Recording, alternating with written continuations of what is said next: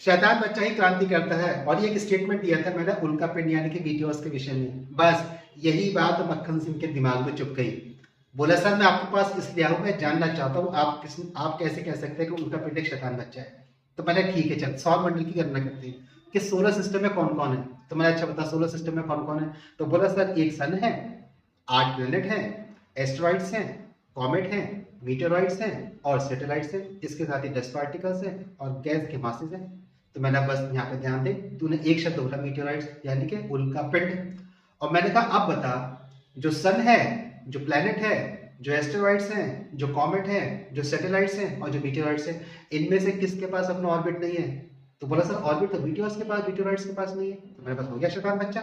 इसका अर्थ क्या हुआ मैंने सर। तो बोला सन, मैंने कहा अगर सन पिता की भूमिका में है और ये उसका बच्चा है तो बस बच्चा अपने पिता से डर रहा है, पिता के चारों घूम रहा है लेकिन एक पर्टिकुलर पाथ पर नहीं घूम रहा। मैंने अब ये बता ऑर्बिट की डेफिनेशन क्या बताई थी मैंने।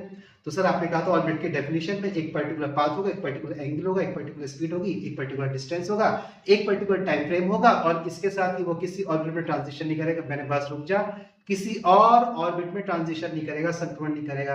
और मीटियोर्स के पास अपना कोई ऑर्बिट है ही नहीं, इसलिए जब वो अर्थ के एटमॉस्फेयर में आएगा तो मीटियोराइट कहलाएगा, मीटियोर्स कहलाएगा। और जब वो अर्थ की सरफेस पे आके टकरा जाएगा तो मीटियोराइट कहलाएगा।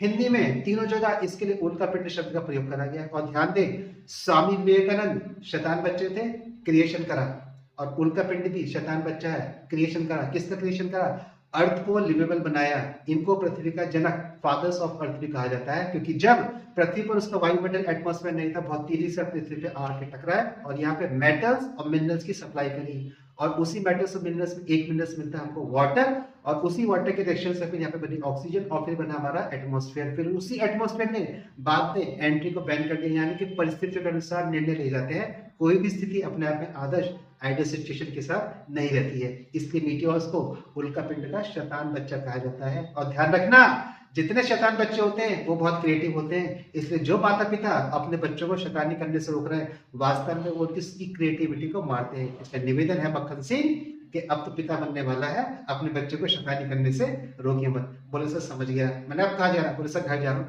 तो मैंने कुछ बोल तो जा, बोला सर नहीं बोलता हूँ। चैनल को सब्सक्राइब कर लीजिएगा, वीडियोस को लाइक कर लीजिएगा। आपको PYQ और UPSC के नोट्स हिंदी इंग्लिश में चाहिए हो तो सर की वेबसाइट पर विजिट करिए www.mihindinotes.com पर। पेज का ट्रांसलेशन ऑन है, हिंदी को आप इंग्लिश में ट्रांसलेट करके भी अपने नोट्स को कॉपी पेस्ट कर सकते हैं। नमस्कार।